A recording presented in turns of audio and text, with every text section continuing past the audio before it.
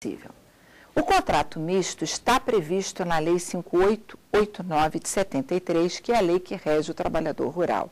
O que seria um contrato misto? Contrato misto é aquele contrato que existe com o empregado, onde são dois contratos.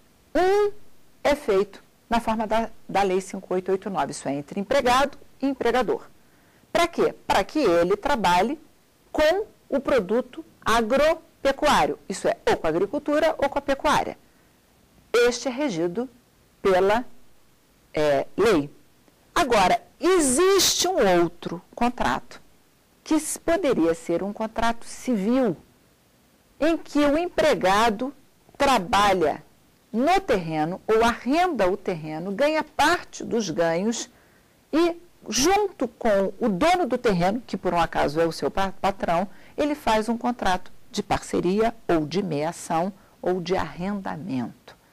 Então, por exemplo, nós temos uma fazenda. Vamos dizer que 70% dessa fazenda tenha como cultura principal a cana. E nessa parte da fazenda, ele é empregado. Então, ele tem sua carteira assinada pelo patrão, que pode ser uma pessoa física ou uma pessoa jurídica, para que ele prepare a terra, cultive, corte a cana, tem jornada, ele tem todos os direitos de um empregado regido pela Lei 5889 de 73. Mas em 20%, que foi a parte que sobrou desse terreno, estava ocioso, estava vazio, não tinha nada sendo cultivado. E ele, junto com o seu patrão, combinaram de fazer uma plantação subsidiária ou intercalar. Isso é, uma plantação secundária. Resolveram plantar algodão. Neste plantio, que não é a principal sobrevivência da empresa, eles fazem um sistema de parceria, como se fossem sócios. Eles podem fazer um sistema de meação, parceria, de arrendamento. O que diz a Lei 5889? Toda vez que o empregado mantiver com seu patrão um contrato de emprego e um contrato de arrendamento, ou um de emprego e um de meação, ou um de emprego e um de parceria, o que o patrão não pode é descontar daqui os prejuízos dali e nem deixar de pagar aqui os lucros que eles obtiveram ali. São contratos comuns, que se tangenciam, mas um não pode retirar o direito do empregado no outro. O máximo que acontece diz a Lei 605 de 49, que o trabalhador perde o direito à remuneração do repouso semanal por conta dessa contaminação entre os contratos mistos. Vamos à nossa outra pergunta dos alunos do Pretório. Meu nome é Elvison, sou aluno do Pretório, e a pergunta é, a respeito da justa causa do trabalhador rural em decorrência da idade, é constitucional? Realmente é um absurdo que consta do decreto 73626 de 73. Este decreto que regulamenta a lei do rural, ele prevê expressamente, acreditem, constitui justa causa a incapacidade do trabalhador rural em virtude de idade avançada ou de doença.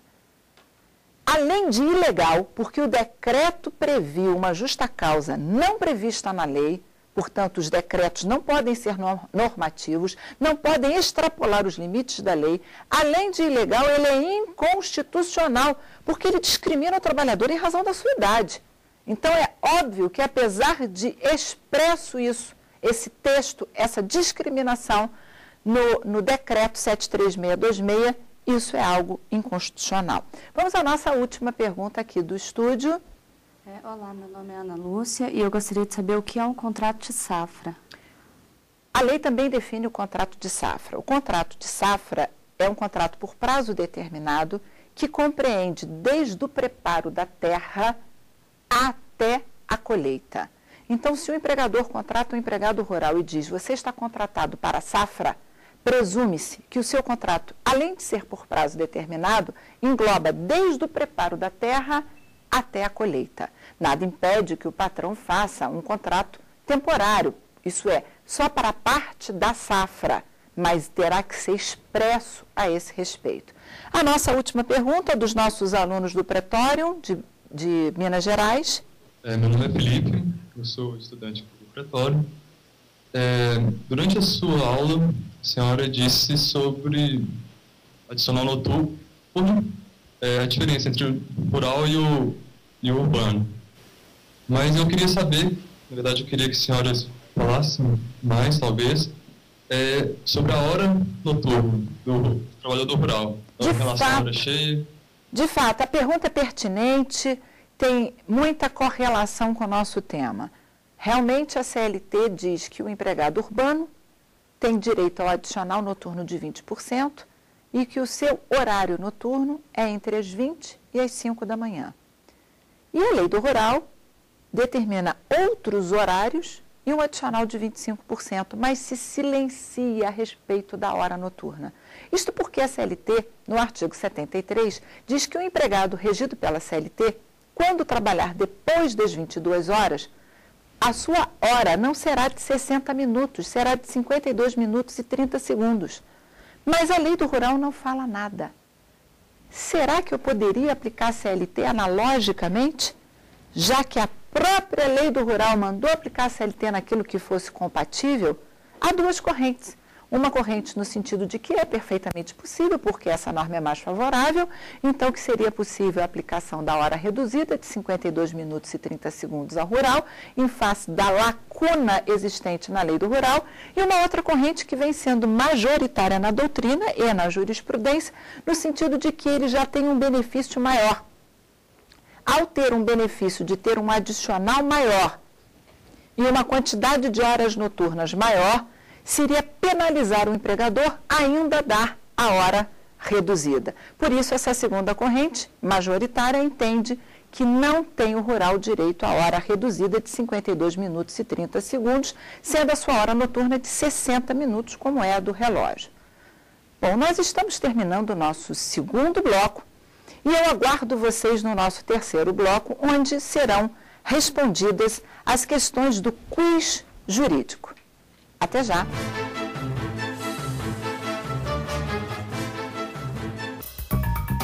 O Academia desta semana debate a tese Democracia Fiscal e seus fundamentos à luz do direito e economia, estudo de Marcelo Guerra Martins para obtenção do título de Doutor em Direito do Estado pela Universidade de São Paulo, USP.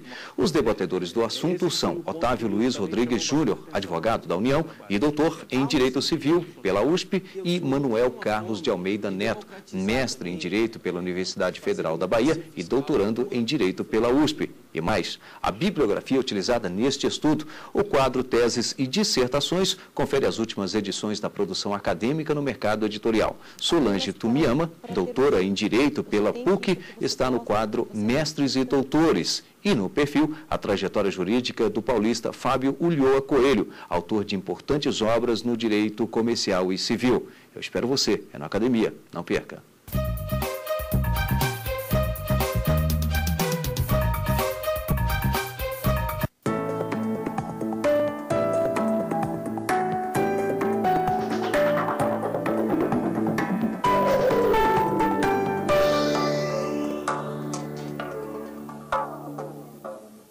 O jurista Carlos Alberto Menezes Direito ocupou diversos cargos públicos ao longo da carreira. Menezes Direito nasceu em Belém do Pará em 1942. Na década de 60, formou-se em Direito pela PUC do Rio de Janeiro.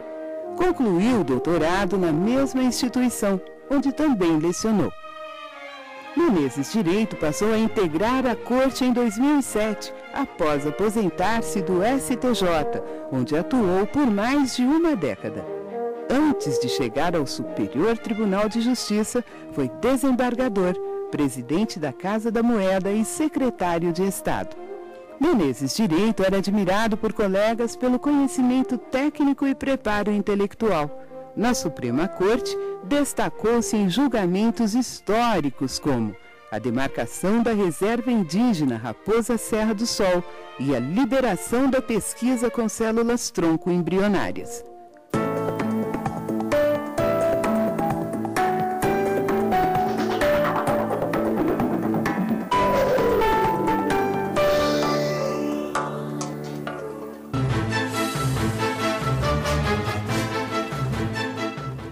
Estamos de volta com o programa Apostila.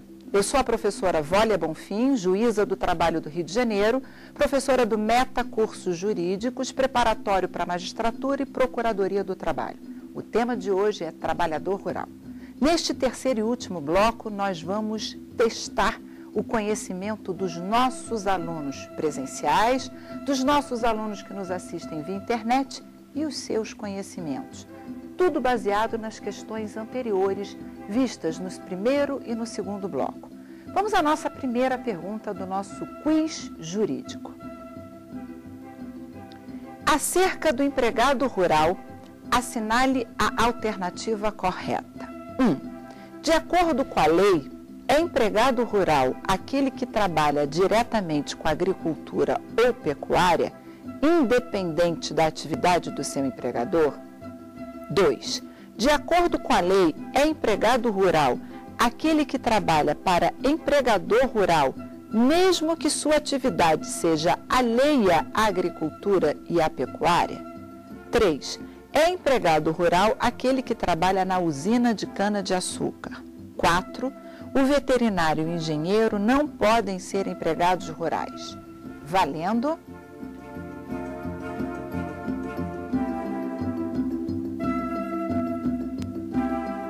E a resposta é: de acordo com a lei, é empregado rural aquele que trabalha para empregador rural, mesmo que sua atividade seja atípica, isso é, alheia à agricultura e à pecuária. Isso foi explicado no primeiro bloco. É possível ele ser um carpinteiro, um capataz, um apontador. É possível ele ter uma atribuição que não seja ligada diretamente à agricultura e à pecuária.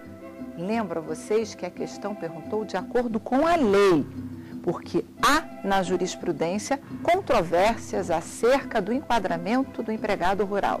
Vamos à nossa segunda questão. Assinale a alternativa incorreta. 1. A Lei 5889 de 73 se aplica tanto aos empregados rurais quanto aos trabalhadores rurais sem vínculo de emprego? 2. Os parceiros, meeiros ou arrendatários são trabalhadores rurais sem vínculo de emprego? 3. O boia-fria é empregado rural? 4. O safrista é o empregado rural cujo contrato é determinado, pois vincula a sua duração à da safra. Valendo!